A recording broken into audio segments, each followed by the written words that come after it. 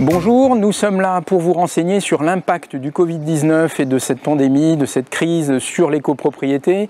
Et une question qui se pose pour toutes ces personnes méritantes qui continuent à assurer le nettoyage, les employés d'immeubles, les gardiens, qu'ils soient salariés ou prestataires.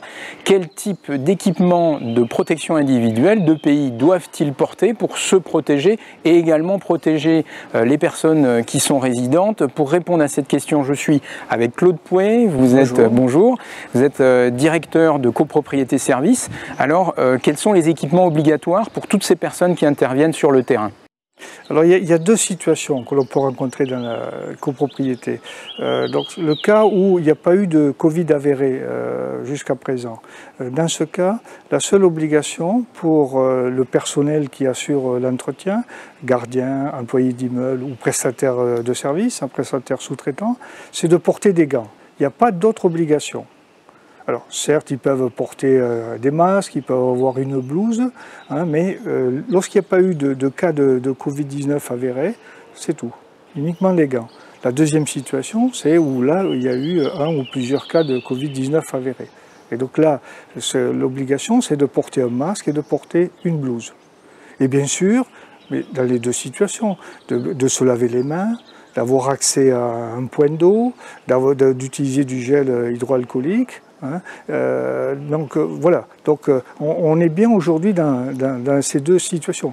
Il est évident que si l'employeur, le syndicat des copropriétaires ou le prestataire de service, dans le cas des sous-traitants, il peut doter ses employés d'équipements de protection individuelle, comme les masques, il le fait.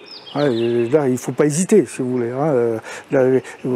Plus il y aura d'équipements de protection, de mesures de protection, et moins il y aura de soucis dans le temps présent, mais pour la suite aussi, si des personnes sont infectées.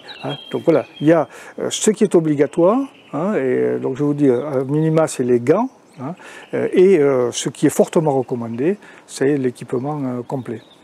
Merci, c'est très clair. Que faire si l'employeur ne possède pas ou ne parvient pas à s'approvisionner, parce qu'il y a quand même une problématique, enfin il y avait en tout cas une problématique. Alors, il y a les prestataires de services, on dit qu'ils n'intervenaient pas. Donc ils ont cessé leur prestation en disant « je ne sais pas protéger mon personnel, je ne lui fais pas courir de risques, et donc j'arrête l'activité ». Dans d'autres cas, c'est le personnel lui-même qui a fait jouer le droit de retrait. C'est-à-dire que le personnel a dit « non, non, moi, vous ne savez pas garantir ma protection, donc je n'interviens pas ». Et il est tout à fait dans son droit. C'est-à-dire qu'il a cette possibilité de faire appel au droit de retrait. S'il sent qu'il n'est pas sécurisé, s'il sent qu'il n'est pas bien équipé pour faire ce travail. Claude Pouet, merci beaucoup, c'était très clair. Je vous dis à très bientôt pour un prochain sujet pour parler de l'impact de cette crise sur la copropriété. À bientôt et au revoir.